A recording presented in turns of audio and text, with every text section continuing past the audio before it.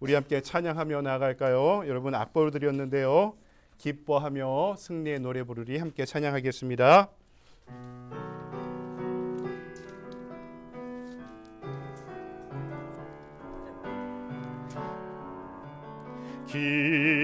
기뻐하며 승리의 노래 부르리 그 회복시키시네 그 사랑으로 억눌렸던 자모와 칭찬과 명성 얻게 하시네 전심으로 기뻐하리 전능의 왕 함께 하시네 기뻐 외치며 주께 두 손 들리 춤을 추며 왕께 찬양해 모든 원수를 멸하신 주님 전능의 왕 함께 하시네 다시 한번 찬양할까요? 기뻐하며 승리의 노래 부르리 그 백성 주가 회복시키시네 그 사랑으로 억눌렸던 자모와 칭찬과 명성 얻게 하시네 아멘 전심으로 기뻐하리 전능의 왕 함께 하시는 기뻐 외치며 주께 두 손 들리 춤을 추며 왕께 찬양해 모든 원수를 멸하신 주님 전능의 왕 함께 하시네 전심으로 기뻐하리 전능의 왕 함께 하시네 기뻐 외치며 주께 두 손 들리 춤을 추며 왕께 찬양해 모든 원수를 멸하신 주님 전능의 왕 함께 하시네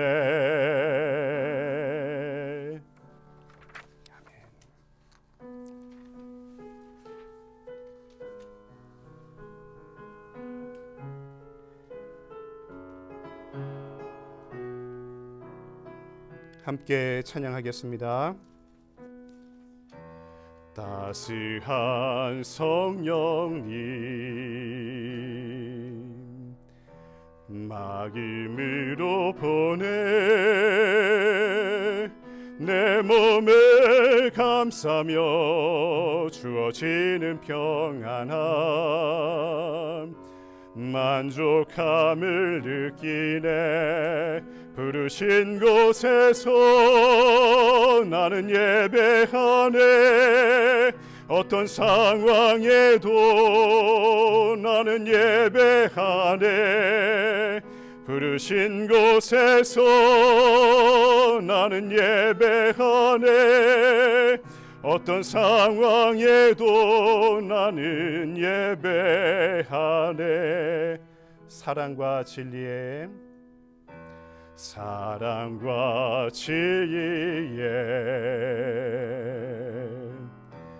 한 줄 입이 보내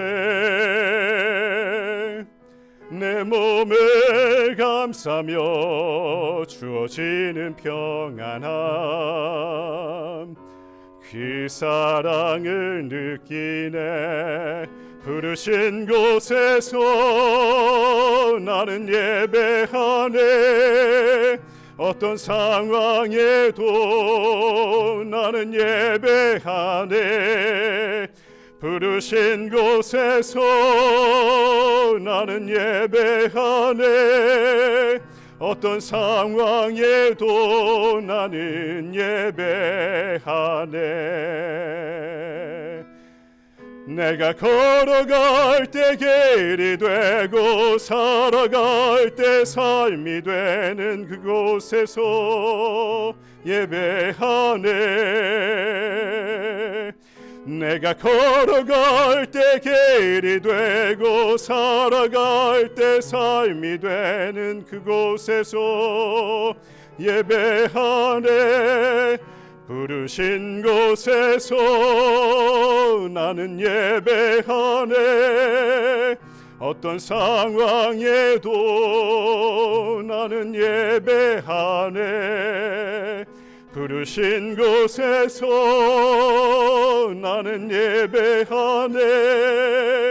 어떤 상황에도 나는 예배하네.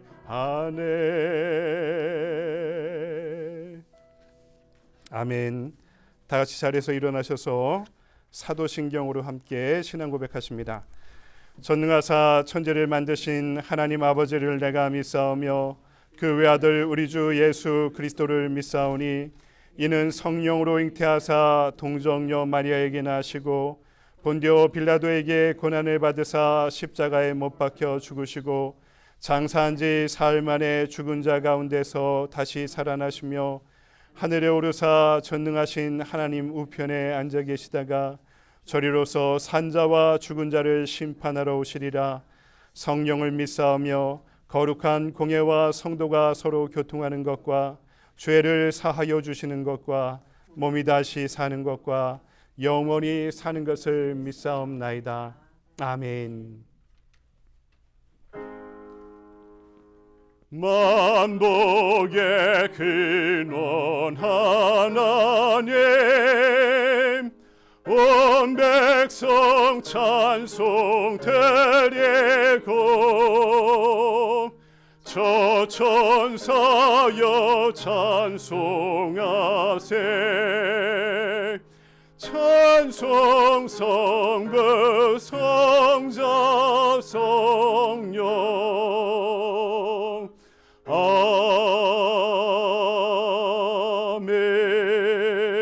아멘.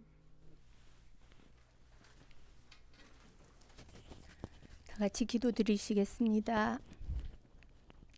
사랑의 하나님 아버지, 이 시간 여전히 저희들을 예배의 자리에 있게 하심은 하나님의 은혜입니다. 저희 각 영혼들 몸과 마음과 정성과 뜻을 다하여 올려드리는 예배되기 원합니다.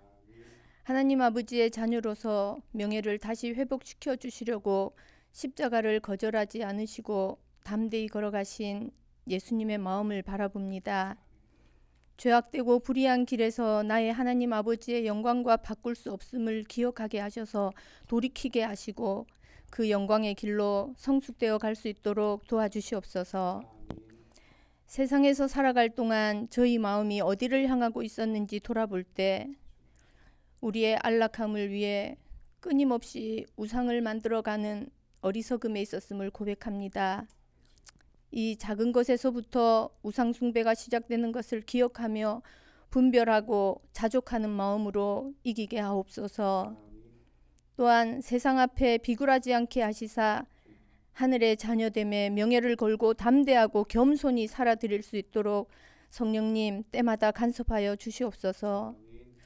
오직 여호와는 흔들리지 않게 하실 참 하나님이시요 살아계신 하나님이시요 영원한 왕이심을 믿습니다.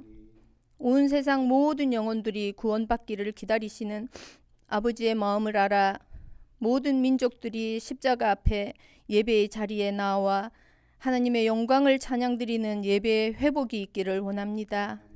온 세계의 지도자들에게 하늘의 지혜로 주님의 뜻을 결정하게 하옵소서. 선교지마다 간섭하여 주시고 필요를 채워주시며 예수 그리스도의 도가 드러나 주의 영이 임하셔서 많은 제자들이 믿음에 세움받기를 기도드립니다. 영육간의 질병으로 고통받는 자들, 굶주리는 자들, 노동과 성에 착취당하는 자들, 전쟁의 황폐함에 처해 있는 자들, 자연재해를 통해 고통받는 자들, 이 모든 어려움에 하나님 아버지의 긍휼하신 손길을 간절히 원합니다. 특별히 우리 김선숙 집사님 어머니 되신 양승의 어머님께 병환 중에 건강을 지켜주시사 치료를 잘 받으실 수 있도록 하나님의 손길을 열어주시옵소서. 그리고 예수님을 만나는 복된 삶도 인도하여 주시옵소서. 하나님, 급하게 변화되어가는 이 세대에 편리함이 욕망이 되어 그만큼 소중한 것들이 잃어버려지는 세상입니다. 자녀들 세대는 더욱더 혼란스럽고 방황하는 시대입니다. 교회와 가정이 소외된 영혼들을 손잡아 줄 수 있는 마지막 보루인 것을 기억하여 더욱더 교회와 가정이 깨어있게 하옵소서. 우리 말씀 전하시는 이준효 목사님과 가정 그리고 우리 산림교회를 든든히 세워가실 수 있도록 성령님 도와주시옵소서. 말씀은 들음에서부터 시작되니 저희들에게 듣는 마음을 더하여 주셔서 행하고 순종하는 겸손의 영을 허락하여 주시옵소서. 세상을 향한 분노와 불평과 고통 앞에서도 십자가를 바라보며 그 어떤 것과도 바꿀 수 없는 것임을 깨달아 선하신 하나님의 계획하심 앞에 있음을 바라보며 서로를 용서하고 또 예수님의 마음을 알아 믿음과 소망 그리고 사랑으로 능히 이기게 하실 것을 간절히 기도드립니다. 오늘도 주님 안에서 진정한 자유와 평강을 기대하며 우리 주 예수 그리스도의 이름으로 감사 기도드렸습니다. 아멘. 아멘. 감사합니다. 오늘 예배에 함께 하신 여러분들을 주님의 이름으로 환영하고 축복합니다. 우리 방문하신 분이 계시는데 우예자 권사님 저희 교회 오늘 처음 방문해 주셨는데요. 우리 수요일부터 우리 비타민 성교회 모임에도 참석하시고 금요일 성경 공부도 참석하시는데 케이든이라고 6학년 학생이 있는데 손주까지 같이 데려오셨습니다. 우리 교회에서 이제 마이클이 막내가 아니네요. 케이든도 우리 교회 함께 예배드리기로 했는데 교회에서 잘 정착할 수 있도록 도와주시고 우리 우예정 원사님 힘찬 박수로 환영해 주시기 바랍니다. 환영합니다. 축복합니다. 예배 마치고 교제도 함께 나누시고 가시면 좋을 것 같습니다.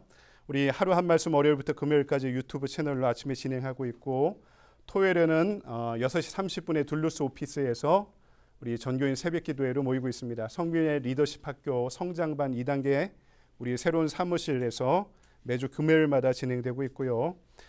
제가 9월 1일부터 15일까지 항구를 방문합니다. 1일 날은 다음 주인데 예배를 드리고 가는데요. 둘째 주, 셋째 주는 제가 교회에 없기 때문에 둘째 주에는 우리 이현성 목사님 와서 예배를 인도해 주실 거고요. 셋째 주에는 마침 이 스케줄이 맞게 되었는데요. 저희가 후원하고 있는 아프리카 케냐의 최인호 선교사님 가정이 미국에서 공부하고 있는 따님을 만나러 이렇게 방문하고 예정이신데요. 셋째 주에 저희 교회에서 말씀을 전해 주시기로 하셨습니다. 선교지의 사정을 더 정확하게 우리 선교사님을 통해 생생하게 듣게 되었는데요. 여러분 좋은 만남들이 이루어지기를 소망합니다. 다른 내용은 주보를 참고해 주십시오. 이 시간 다 같이 자리에서 일어나셔서 213장 1절 부르시면서 준비하신 예물을 하나님께 드리겠습니다. 나의 생명 드리니 주여 받아 주셔서 세상 살아갈 동안 찬송하게 하소서.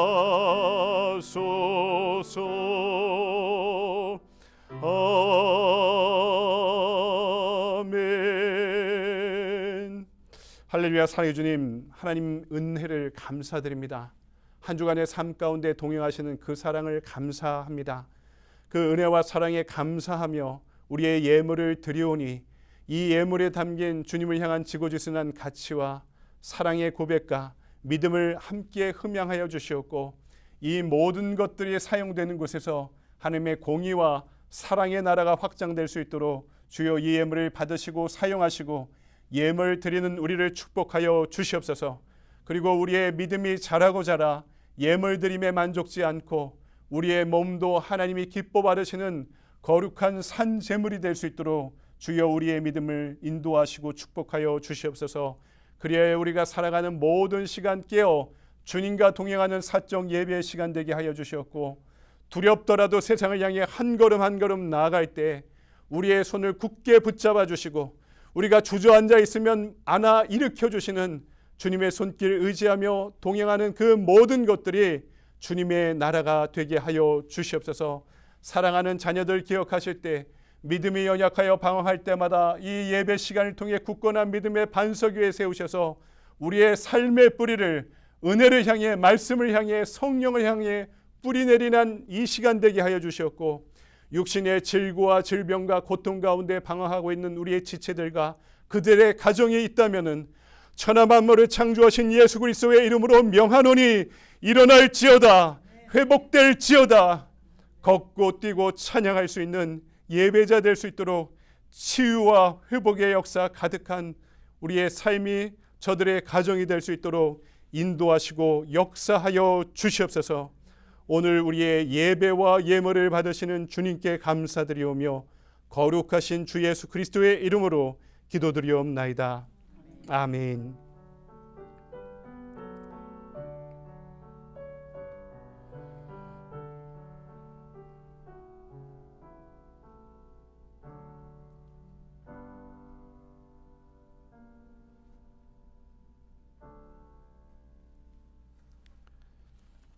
서신체로 오늘 우리에게 주신 하나님의 말씀을 함께 찾아볼까요? 사도행전 8장의 말씀 함께 보시겠습니다. 26절로부터 39절까지 좀 긴 구절인데요. 저 한 절 여러분 한 절씩 번갈아 교독하도록 하겠습니다. 주의 사자가 빌립에게 말하여 이르되 일어나서 남쪽으로 향하여 예루살렘에서 가사로 내려가는 길까지 가라 하니 그 길은 광야라. 일어나 가서 보니 에디오피아 사람 곧 에디오피아 여왕 간닥의 모든 국고를 맡은 관리인 네시가 예배하러 예루살렘에 왔다가 돌아가는데 수레를 타고 선지자 이사야의 글을 읽더라. 성령이 빌립더러 이르시되 이 수레로 가까이 나가라 하시거늘 빌립이 달려가서 선지자 이사야의 글 읽는 것을 듣고 말하되 읽는 것을 깨닫느냐? 대답하되 지도해 주는 사람이 없으니 어찌 깨달을 수 있느냐 하고 빌립을 청하여 수레에 올라가 같이 앉으라 하니라. 읽는 성경 구절은 이것이니 일러스되 그가 도살자에게로 가는 양과 같이 끌려갔고 털 깎는 자 앞에 있는 어린 양이 조용함과 같이 그의 입을 열지 아니하였도다. 굴욕을 당할 때 공정한 재판도 받지 못하였으니 누가 그의 세대를 말하리요? 그의 생명이 땅에서 빼앗김이로다 하였거늘 그 네시가 빌립에게 말하되 청컨대 내가 묻노니 선지자가 이 말한 것이 누구를 가리킴이냐 자기를 가리킴이냐 타인을 가리킴이냐 빌립이 입을 열어 이 글에서 시작하여 예수를 가르쳐 복음을 전하니 길 가다가 물 있는 곳에 이르러 그 네시가 말하되 보라 물이 있으니 내가 세례를 받음에 무슨 거리낌이 있으냐 이에 명하여 수레를 멈추고 빌립과 네시가 둘 다 물에 내려가 빌립이 세례를 베풀고 함께 읽습니다. 둘이 물에서 올라올새 주의 영이 빌립을 이끌어 간지라 네시는 기쁘게 길을 가므로 그를 다시 보지 못하니라. 아멘. 주님의 말씀입니다. 다 자리에 앉으시겠습니다. 이 시간 우리에게 주신 말씀 가지고 성도의 힘은 어디서 생기는가라는 제목으로 말씀을 증거하도록 하겠습니다. 성도의 힘이 어디서 생길까요? 우리 말씀을 나누기 전에 앞뒤좌우로 인사 나눠볼까요? 사랑합니다. 환영합니다. 축복합니다. 한 주간 잘 지내셨나요? 사랑합니다. 이제 아직도 이제 조지아는 덥죠. 여름인데 아침 저녁으로 좀 쌀쌀해지는 것 같습니다. 아침 저녁으로 우리 일교차가 있는데 여러분 건강에 유의하시기 바랍니다. 지난주 우리 말씀 가운데 박해가 준 열매가 있다라고 말씀드렸죠. 박해가 준 열매가 뭐라고요? 경계를 넘게 해준 것입니다. 그전에는 내가 여기 있는 것이 너무 편해서 경계를 넘지 않았는데 박해로 인해 어쩌면은 강제적으로 그 경계를 넘어가게 되었다. 예루살렘 교회가 크게 부흥했는데 그 예루살렘 안에만 머물러 있다가 헬라파 성도들에 대한 박해로 인해서 강제로 어떻게 되었다고요? 예루살렘이라는 경계를 넘어갔고 온 유대라는 경계를 넘어가서 어디까지 갔나요? 지난주에 사마리아에 가서 빌립이 교회를 개척하게 된 사건들을 지난주에 말씀 가운데 살펴보게 되었습니다. 오늘 말씀은 사마리아 선교를 통해 큰 부흥을 경험했던 빌립이 이제 최초의 아프리카 선교를 이루어가는 사건을 오늘 말씀에 기록하고 있습니다. 이 말씀은 우리 성도들이 신앙생활을 하며 추구해야 될 가치가 무엇인지에 대해서 이야기해 줍니다. 신앙의 가치가 무엇인가? 여러분 성도들은요, 권능을 가져야 됩니다. 그냥 힘알이 없게 신앙생활을 하는 게 아니라 힘을 갖고 권능을 갖고 파워를 갖고 우리 신앙생활을 해야 되는데 그 힘은 세 가지로부터 주어집니다. 희생, 순종, 은혜가 그것입니다. 성도의 힘이 어디서 생긴다고요? 희생에서. 그리고 순종을 통해 그리고 은혜를 통해 그 힘이 우리에게 부어진다는 원리를 오늘 말씀에 우리에게 분명히 알려주고 있습니다. 첫 번째 오늘 말씀은 희생에서 힘이 생긴다는 사실을 분명하게 알려주고 있죠. 여러분 희생이 큰 것에 가치가 큽니다. 내가 어떤 가치를 매우 중요한 가치라고 여기면 어떻게 됩니까? 그것을 위해 희생을 더 많이 하게 되죠. 여러분 그리스도의 십자가가 우리를 구원했습니다. 그럼 무엇입니까? 하나님의 가치가 우리에게 있다는 거죠. 우리를 위해서 온몸을 내어줄 정도로 그래서 십자가의 죽음이 우리의 삶과 우리의 영원한 생명이라는 가치로 되살아나게 된 것입니다. 한국에서 성경책이 요새 한 4, 5만 원 하는 것 같습니다. 여기서는 뭐 미국 성경책이 영어 성경책이 더 싸요. 미국에서는. 한국으로 된 건 이렇게 이 바다를 건너와야 되니까 더 비쌉니다. 50불, 60불, 70불 정도 하는데요. 한국에서 4, 5만 원 하고 미국에선 6, 70불, 5, 6, 70불 정도 하는 성경이 북한에서는 얼마 정도 할까요? 한국 가면 기독교 백화점에서 4, 5만 원, 싸게는 3만 원 주고 살 수 있는 성경책을 북한에서는 얼마를 줘야 살까요? 그럼 북한에서는요, 목숨을 줘야 살 수 있는 게 성경책입니다. 남북 경협이 잘 이루어질 때만 해도 미국에 있는 목사님들, 한국에 있는 목사님들조차도 북한에 많이 들어갔습니다. 근데요, 갈 때 공항에 내려 짐 수색을 하는데요, 절대로 발견되지 말아야 될 게 제가 목사님들한테 다녀오신 분들한테 직접 들었는데요, 성경책은 전혀 갖고 들어가지 못합니다. 이분이 목사님이라는 거 알고 선교사님이라는 거 알고 기독교 안지호 단체에서 지금도 미국에서 들어가요. 미국에서 지금 여행 금지했는데요, NGO 단체의 선한 사업을 위해서는 아직도 문이 그대로 열려 있습니다. 그래서 지금도 북한에 가서 여러 가지 사역을 하는 선교사님들 아직도 계셔요. 알려지지 않아 있지만. 근데 그분들조차 못 갖고 들어가는 게 성경책입니다. 성경책이 발견되면요, 매우 위험합니다. 북한에선. 지하교회에 있다 하더라도 이 성경책을 갖고 있는다는 것은요, 우리가 한국 가서 5, 6만 원 주고 살 수 있는 것들, 여기서 6, 70불 주고 살 수 있는 가치로 그 성경을 소유하는 게 아니라요, 최소한 목숨을 걸어야지 소유할 수 있는 것이 북한에서는 성경책입니다. 그러면은요, 어디가 더 비싼 겁니까? 북한에서 성경책의 가치가 훨씬 값비싼 것이죠. 왜냐하면 적어도 내 삶을 걸어야 되기 때문에, 내 목숨을 걸어야 되기 때문에 북한에서는 가치가 더 크기 때문에, 희생이 더 크기 때문에 더 큰 가치를 지닌 것이 북한의 복음이고 성경입니다. 여러분, 그래서 우리는 가치를 높이려면 더 희생해야 됩니다. 희생을 다르게 보면 낭비입니다. 마리아가 향유 옥합을 깨서 예수님의 발에 부었죠. 이 향유가 엄청나게 비싼 그런 가치를 갖고 있는 것입니다. 그것이 예수님께는 희생으로 받아들였죠. 근데 그것을 보는 가룟 유다가 뭐라고 합니까? 그것을 팔면은 가난한 사람 더 도와줄 수 있는데 왜 너는 낭비하냐? 어떤 사람의 눈에는 그게 낭비로 보였는데 그 말을 듣고 예수님은 뭐라 하십니까? 복음이 전파되는 곳에서 이 여자가 행한 일이 세상 끝날까지 전파될 것이다. 예수님은 이 여인의 행위를 희생으로 보고 계셨던 것입니다. 여러분, 우리 인생의 가치가 그렇다면 얼마 정도 할까요? 저와 여러분의 인생의 가치는 얼마 정도 합니까? 성경 공부하면서 또 가르쳐드리고 또 말씀마다 제가 알려드렸는데 우리 인생은 예수님짜리 인생이죠. 예수님이 우리를 위해 모든 것을 내어주시며 십자가에 달려 죽으시고 우리를 구원하셨기 때문에 우리 인생은 얼마만의 가치를요? 그분의 죽음과 그분의 부활이라는 가치가 바로 우리라는 것입니다. 그 정도의 가치를 지닌 존재가 바로 저와 여러분이라는 사실을 기억하십시오. 요한복음 3장 16절에서 하나님이 세상을 이처럼 사랑하사 무엇을 주셨다고요? 독생자를 주셨으니 이는 저를 믿는 자마다 멸망치 않고 영생을 얻게 하려 하심이라 말씀하고 있습니다. 여러분, 그래서 한 사람 성도의 가치는 예수님의 가치와 같습니다. 여러분, 이것이 성경이 이야기하고 있는 혁명적인 고백 아닙니까? 나의 가치가 누구의 가치와 같다고요? 예수님의 가치와 같다고.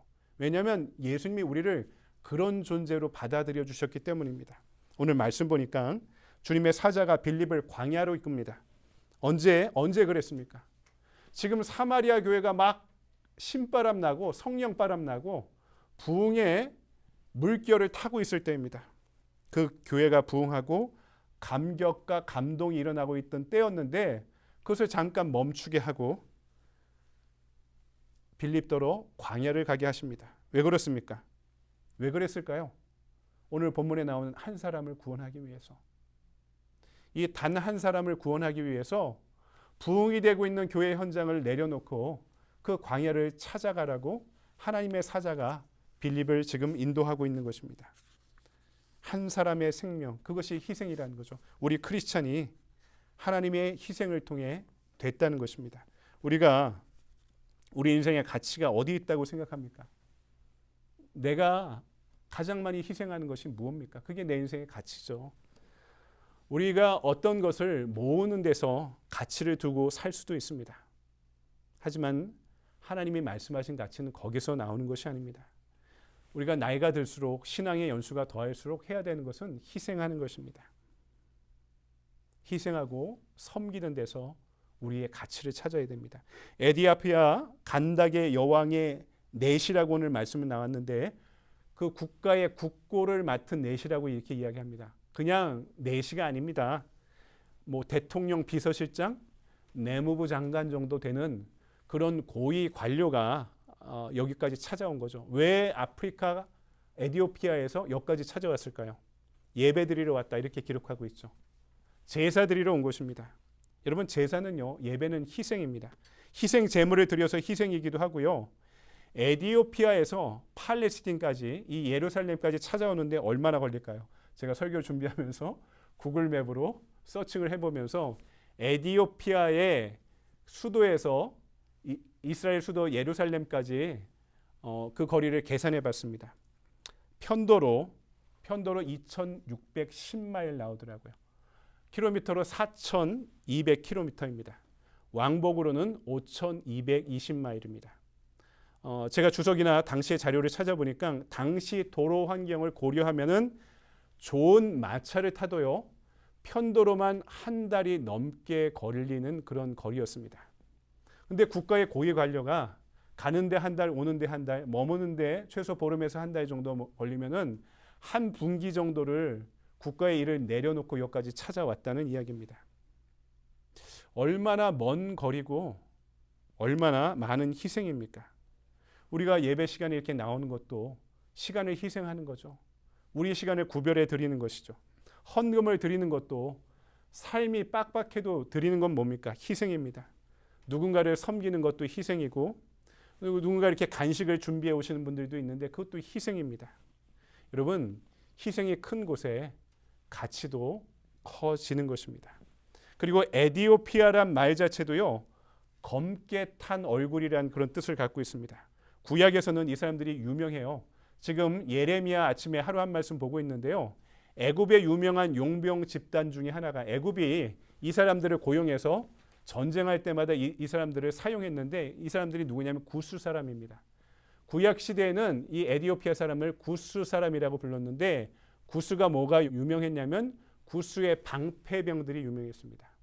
이렇게 대규모로 초원에서 평야에서 전쟁을 할 때 힘 있는 사람들이 방패병을 앞세워서 방패 장막을 세워놓고 수비를 하면서 같이 공격을 했는데요. 이 구스 사람들이 힘이 좋아가지고 무거운 방패를 들고 다니면서 전쟁에서 큰 활약을 했는데 이 사람들이 바로 에디오피아 사람들이었습니다. 그런데 너희들의 영이 너희들의 죄가 검지 않냐 이런 말씀들이 구약에서 여러 군데 나오거든요. 검다는 것에 대해서 구약 시대에 구약 성경에서조차 편견이 있었습니다. 지금도요. 유대교인들이 이스라엘 국적을 갖는 게 매우 쉽습니다. 그래서 유대교인들 중에 아프리카계 유대교인들이 많은데요.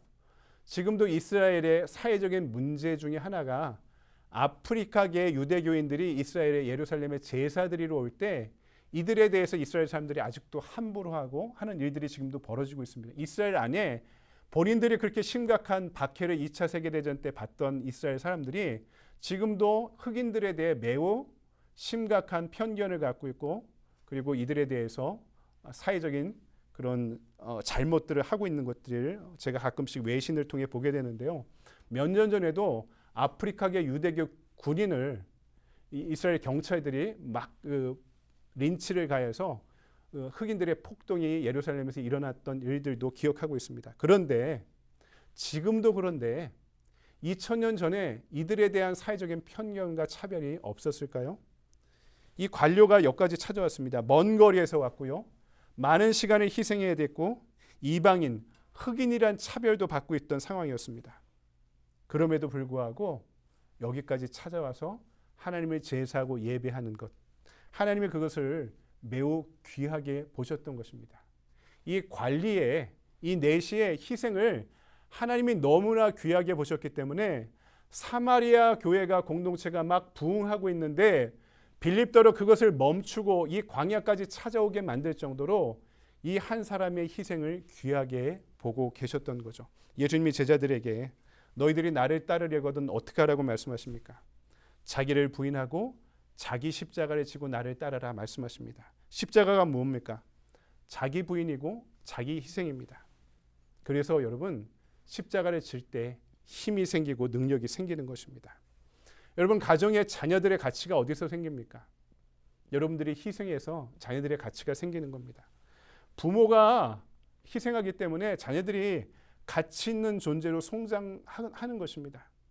귀한 집 자식이란 말이 뭡니까? 부잣집 자식이 귀한 자식이라는 뜻이 아니라 부모가 그렇게 희생하기 때문에 귀한 집이 되는 겁니다. 그 아이들이 그래서 다른 집에서도 존중해 주는 거죠. 부모들이 저렇게 희생하며 사랑으로 키우기 때문에. 근데 부모들이 함부로 하면 어떻게 됩니까? 자식들의 가치가 떨어지게 되는 겁니다. 부모들이 함부로 하면 남들도 함부로 하는 아이로 성장하게 되겠죠. 부모들의 희생이 자녀들이 가치 있는 존재로 성장하게끔 도와주게 되는 것입니다. 오늘 빌립이 이 관료를 만나려고 광야로 찾아갔습니다. 우리는 광야 가는 것을 매우 두려워하죠. 우리는 왜 그러냐면 예수 믿으면서도 세상에 젖어 사는 데 익숙해 있기 때문입니다. 세상에선 조건이 중요하고 환경이 중요한데 광야는 좋은 조건도 아니고 좋은 환경도 아닙니다. 우리는 항상 우리가 연약하다고 생각하는데 나도 연약한데 광야까지 가라? 그럼 내가 얼마나 초라해질까? 우리는 이렇게 생각합니다. 그런데 그 광야가 지금 하나님이 계신 곳입니다.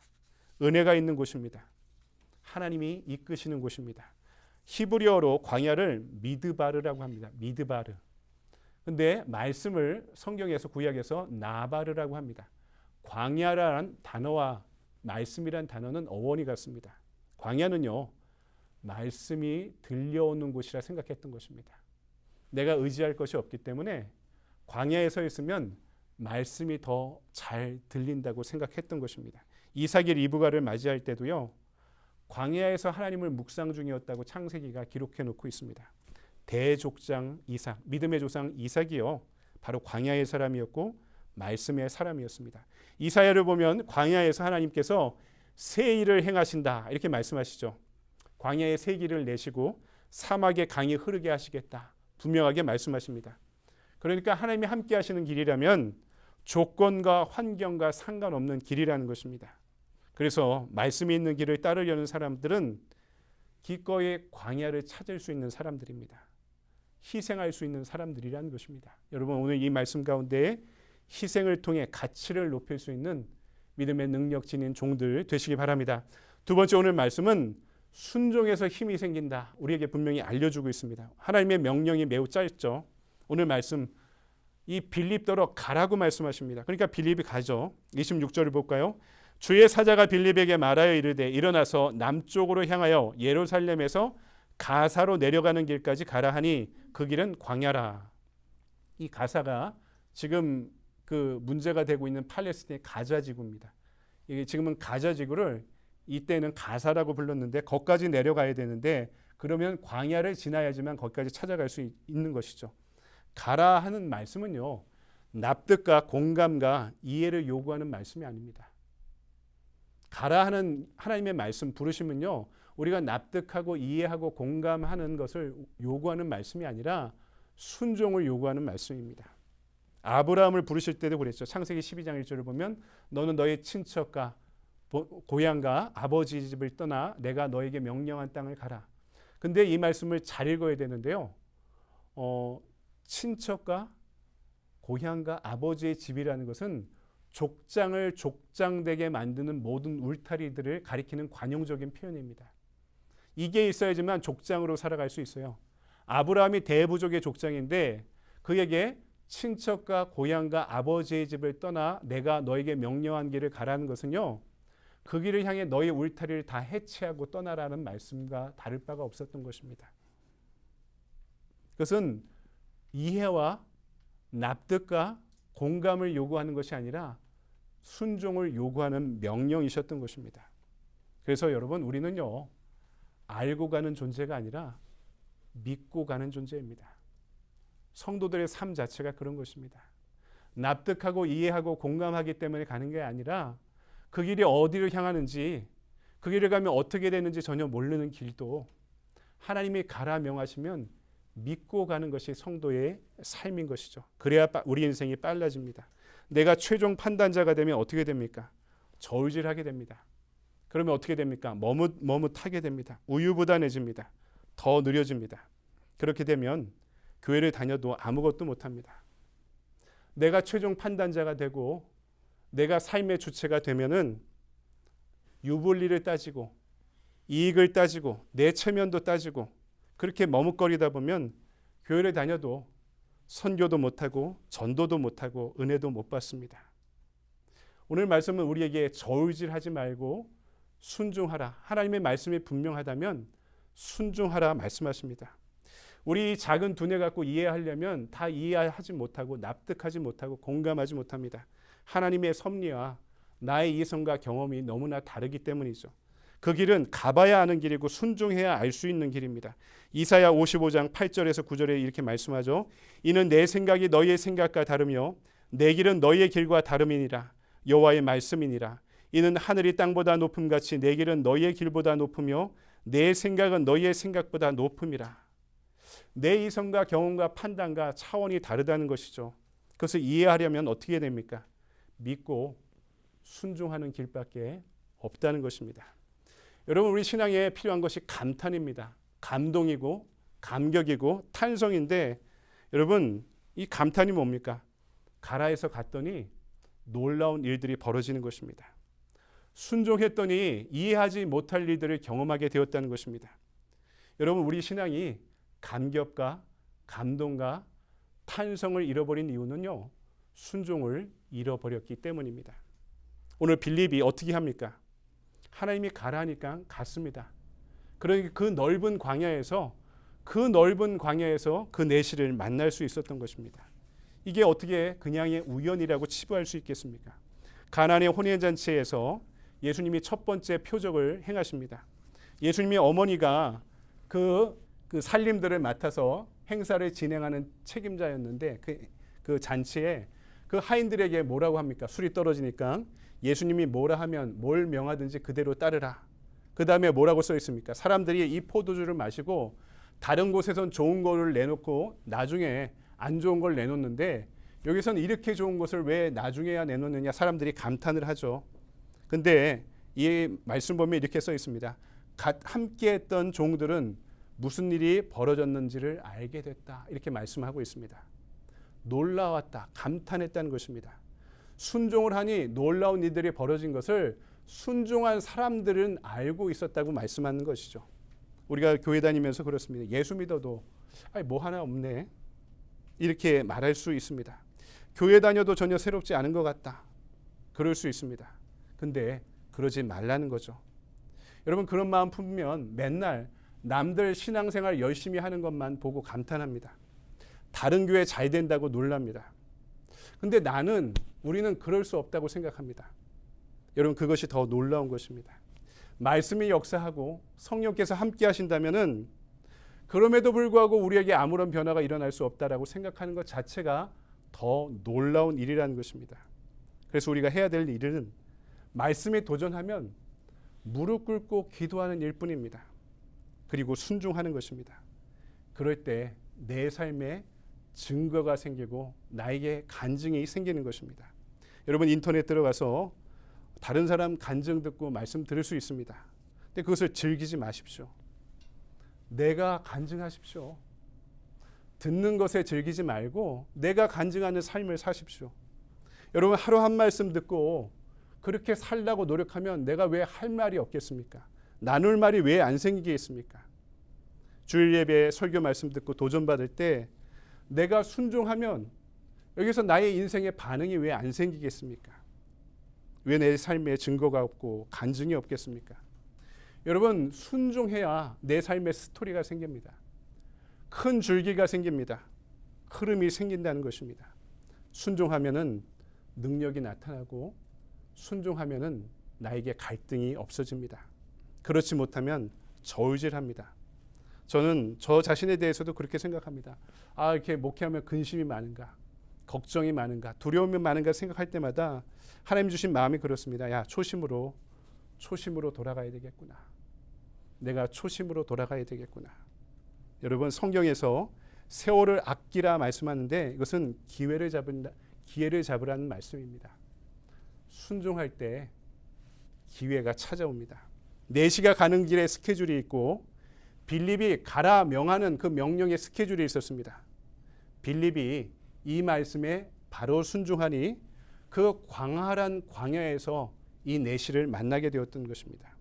빌립이 사마리아 교회의 이 부흥에 취해서 미적미적 거렸으면요 어떻게 됐겠습니까? 가는 길이 서로 어긋났겠죠. 못 만났겠죠. 4시가 지나간 길을 발견하게 되었겠죠. 수레바퀴 자국만 발견하고 땅을 쳤을 것입니다. 여러분 그래서 순종은요 아무리 강조해도 지나침 없는 것은 타이밍이 제일 중요한 것 같습니다. 순종에서 제일 중요한 것은 타이밍입니다. 하나님이 나에게 감동 주셨을 때 그 마음이 하나님 주신 마음이 분명하다고 우리가 믿고 있을 때 그것은 바로 그 자리에서 우리에게 요구하시는 순종인 것입니다. 그 순종을 하지 못하면 기회도 은혜도 물러갑니다. 흔적만 이 4시가 지나간 흔적만 하나님이 일하신 흔적만 발견하게 될 것입니다. 그래서 특별한 은혜, 특별한 부르심이 있을 때는 깨야 합니다. 뭘 깹니까? 내 루틴, 내 고집, 내 생각, 내 가치관.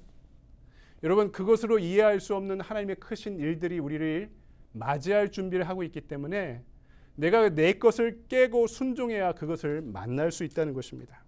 순종할 때 만남이 일어나고 사건이 일어나고 기적이 일어나는 것입니다.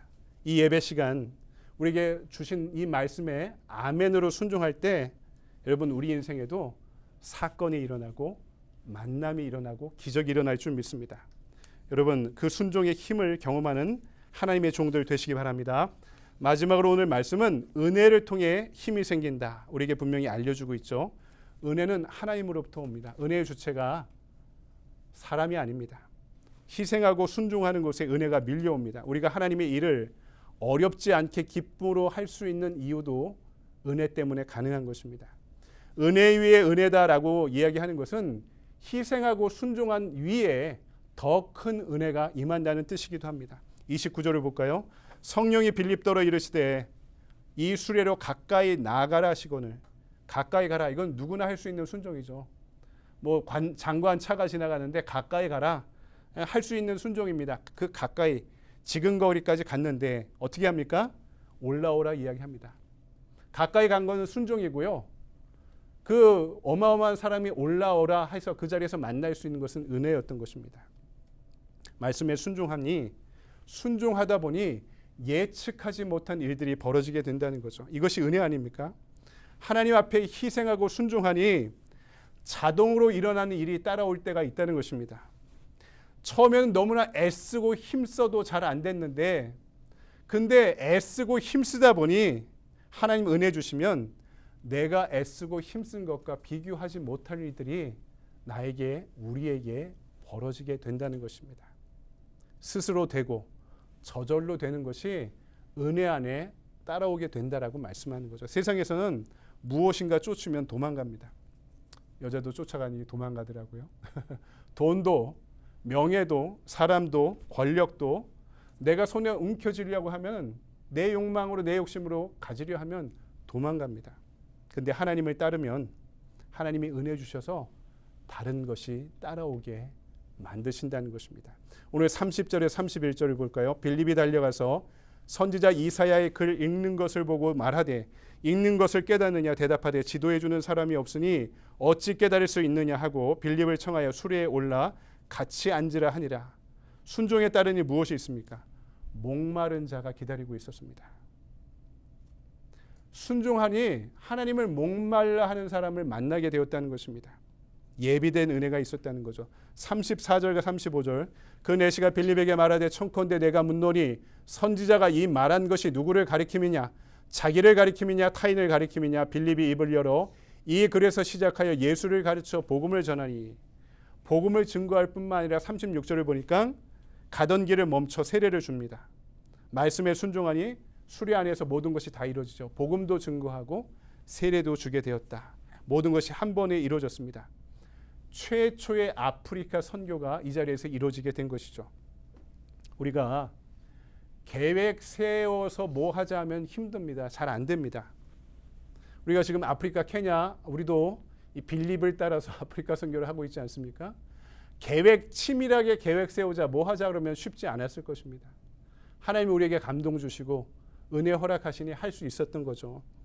여러분 교회가 상처 입으면 어떤 현상이 벌어지면 아무것도 안 하게 됩니다. 이거 하면 상처받고 저거 하면 상처받는 사람이 있으니까 나중에는 그 마음 보호해야 된다. 목사님 새로 오시면 이제부터 아무것도 하지 말자. 이렇게 결정해 버립니다. 여러분 이것이 상처가 있는 곳에 일어나는 현상이라면 은혜가 있는 곳에는 무엇이 생깁니까? 은혜를 경험하면 힘을 갖게 되는 모습을 오늘 말씀이 우리에게 알려주고 있죠. 여러분 예배가 희생이고 예배는 다 죽이는 것입니다. 시간도 생각도 죽이죠. 바쁜데도 먼 곳에서 오고 해야 할 일이 있음에도 예배에 참여합니다. 그것이 희생이죠. 내가 죽어야 하나님이 사십니다. 내 인생의 주도권이 그래야 하나님께 생기게 되어 있습니다. 거기서 기쁨이 생기고 두려움이 물러가고 다른 사람들이 부럽지 않게 됩니다. 39절을 보니까 둘이 물에서 올라올새 주의 영이 빌립을 이끌어 간지라 내시는 기쁘게 길을 가므로 그를 다시 보지 못하니라. 옛날 성경 개역 한글판을 보면 흔연히 길을 가므로 이렇게 유식하게 표현하고 있습니다. 이게 한자어더라고요. 평소에 쓰지도 않는 말이죠. 흔연히 갔다. 내시가 세례받고 말씀을 깨우치고 흔연히 갔다. 이 개역 개정판을 보면 기쁘게 갔다 이렇게 이야기합니다. 은혜 받으니 기쁨으로 능력을 얻어 본인의 갈 길을 돌아가게 되었다 이렇게 이야기하고 있는 거죠. 여러분 말씀을 정리합니다. 우리 성도들의 힘이 어디서 나옵니까? 크리스찬의 힘이 어디서 나옵니까? 먼저 그것은 희생에서 나옵니다. 가치는 희생에서 생기는 것입니다. 가장 큰 가치가 뭡니까? 우리가 하나님을 예배하고 하나님을 만나고 하나님께 구원받고 하나님의 일을 감당하는 것이죠. 여러분 그것이 희생이고 가치입니다. 내가 희생하는 것에 내 인생의 가치가 생깁니다. 주님을 위해 희생하고 교회를 위해 희생하십시오. 거기에 생명을 주십니다. 피 흘리는 희생 위에 우리의 가치가 올라가게 되는 것입니다. 두 번째 순종하는 곳에 감탄이 생기고 감동이 생깁니다. 능력이 생깁니다. 순종을 통해 만남이 생기고 사건이 생기고 그것이 우리 인생의 기적이 될 줄 믿습니다. 마지막 세 번째, 은혜를 체험하며 능력이 생깁니다. 은혜가 있어야 재미가 있고 기쁨이 있습니다. 기쁨이 있어야 감당할 수 있게 되는 것입니다. 분주하고 고단한 삶을 살아가면서 여러분 이런 믿음의 힘을 지닌 성도들 되시기 바랍니다. 우리가 신앙의 힘, 크리스찬의 힘, 권능과 능력을 품게 되길 소망합니다. 이를 위해 희생하고 순종하고 은혜를 얻는 저와 여러분이 되기를 주님의 이름으로 간절히 축원드립니다. 사랑의 주님 은혜를 감사합니다. 오늘 분주하고 고단한 중에도 우리를 불러주셨습니다. 하나님, 우리에게 주신 말씀이 우리 삶의 표대가 되길 원합니다. 이 말씀 붙잡고 부족하지만 말씀 붙잡고 살아갈 때 하나님 이것이 우리의 능력이 될 줄 믿습니다. 우리가 생각하는 희생만큼 하나님이 허락하신 가치가 주어질 줄 믿습니다. 우리가 희생할 수 있게 하시고 그로부터 능력을 얻을 수 있도록 인도하여 주시옵소서. 우리가 주님의 말씀이라면 순종할 수 있게 하여 주시옵소서. 나중에 때가 되면 상황이 허락하면 이라고 말하지 않게 하시고 하나님 주신 마음이라면 바로 지금 이 자리에서 순종하는 가운데 이것이 우리의 권능이 되게 하여 주시옵소서. 하나님 우리에게 은혜 위에 은혜를 부어 주시옵소서. 나의 이성과 판단과 가치와 교훈을 뛰어넘는 은혜를 부어 주실 때 하나님의 은혜가 우리가 우리의 일을 기쁘게 감당할 수 있는 축복의 통로가 될 줄 믿사오니 지금은 내가 애쓰고 힘쓰고 노력하지만 하나님의 은혜 부어 주실 때 은혜로 그 모든 일들 감당할 수 있는 능력의 종들, 믿음의 종들 될 수 있도록 우리를 인도하시고 축복하시고 강권하시고 동행하여 주시옵소서. 거룩하신 주 예수 그리스도의 이름으로 감사하며 기도드리옵나이다. 아멘. 다 같이 자리에서 일어나셔서 우리 결단의 찬송 부르고 축도로 예배 마칠까요? 잠깐 기도하는 시간도 좀 갖겠습니다. 찬송가 449장 함께 찬송할까요?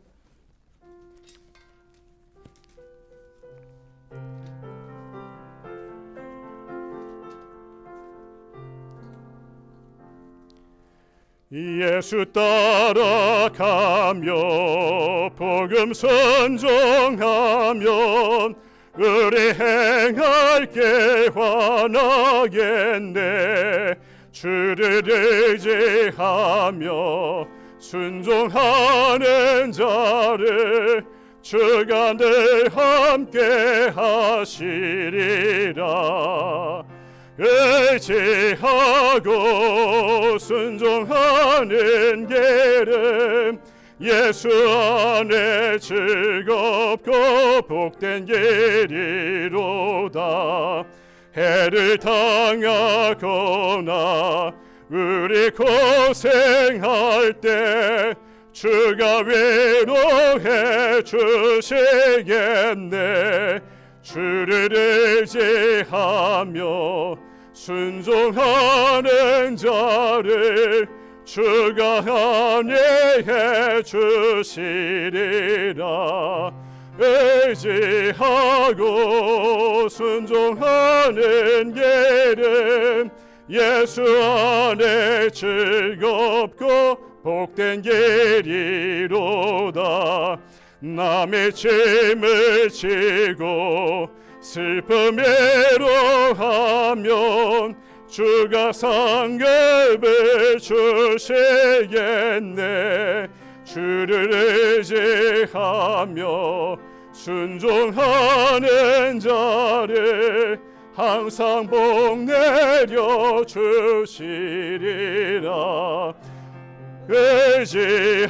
의지하고 순종하는 길은 예수 안에 즐겁고 복된 길이로다. 우리 받은 것을 주께 더 드리면 우리 기쁨이 넘치겠네. 주를 의지하며 순종하는 자를 은혜 풍성케 하시리라. 의지하고 순종하는 예를 예수 안에 즐겁고 복된 길이로다. 주를 힘입어서 말씀 잘 배우고 주를 모시고 살아가세.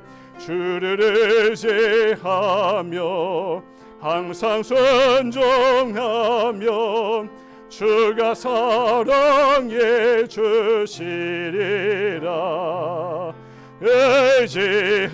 의지하고 순종하는 예를 예수 안에 즐겁고 복된 예리로다.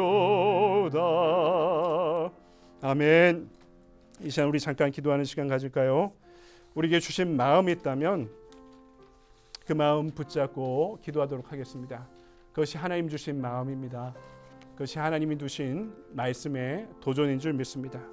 우리의 힘이 오늘 말씀 가운데 우리의 희생과 순종과 하나님 부어주시는 그 위에 부어주시는 은혜를 통해 우리가 권능을 얻고 힘을 얻어 세상을 살아갈 수 있다고 말씀하셨는데, 하나님 우리에게 힘을 허락하여 주시옵소서. 희생할 수 있는 믿음도, 순종할 수 있는 믿음도, 은혜 안에 거할 수 있는 믿음도 허락하여 주셔서 하나님 주신 권능으로 우리의 모든 역할들을 감당하고 또 이 세상에서 하나님의 영광을 위해 당차게 힘있게 살아갈 수 있는 존재가 되길 원합니다. 우리에게 주신 말씀 붙잡고 함께 기도하며 나가도록 하겠습니다. 할렐루야. 사랑의 주님 은혜를 감사합니다. 하나님 이 말씀이 우리의 표대가 되길 원합니다. 우리에게 주신 양약이 되길 원합니다. 이 말씀 붙잡고 온전히 살아가길 원합니다. 이 말씀의 능력과 은혜 안에 믿음 안에 거하는 우리의 삶이 되길 원합니다. 주여 우리를 가르치시고 인도하여 주시옵소서. 아버지 하나님 우리의 은혜의 은혜를 더하여 주시옵고 하나님 희생할 수 있는 믿음도 더하시고 순종할 수 있는 믿음도 더하여 주셔서 하나님 그것이 생긴 다음에 그 길을 가겠다가 말하는 것이 아니라 바로 이 지금 이 자리에서 하나님이 허락하시면 하나님 말씀하시면 하나님 가라 명하시면 아멘으로 순종하며 나가는 가운데 하나님 우리가 주님을 위해 희생할 수 있기 원합니다. 큰 희생 가운데 큰 가치가 생길 줄 믿사오니 하나님 우리의 희생이 하나님 안에 큰 가치를 만들어낼 수 있도록 인도하여 주시옵소서.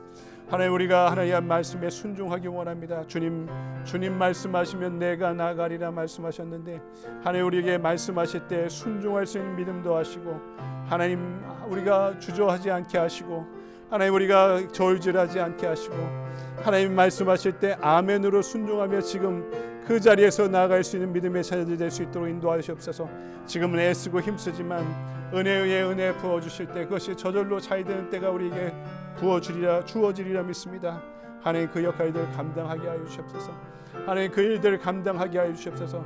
하나님 그 믿음의 능력에 온전히 살아갈 수 있도록 우리를 가르치시고 인도하여 주시옵소서.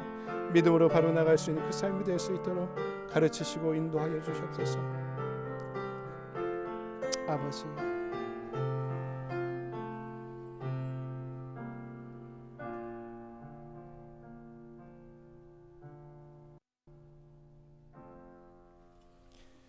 이제는 우리 주 예수 그리스도의 은혜와 언제나 우리를 있는 그대로 받아주시고 안아주시는 아버지 하나님의 무한하신 사랑과 오늘도 우리를 제자로 부르시고 땅끝을 향해 파송하시는 성령 하나님의 감화감동 역사하심이 오늘 우리에게 주신 말씀 의지에 큰 희생을 통해 큰 힘을 얻고 순종을 통해 기적을 체험하고 은혜를 통해 기쁨의 능력을 얻길 원하는 이 자리의 모든 성도들 위에 주님의 자녀들 위에 지금으로부터 영원토록 함께하여 주시옵기를 간절히 축원하옵나이다. 아멘.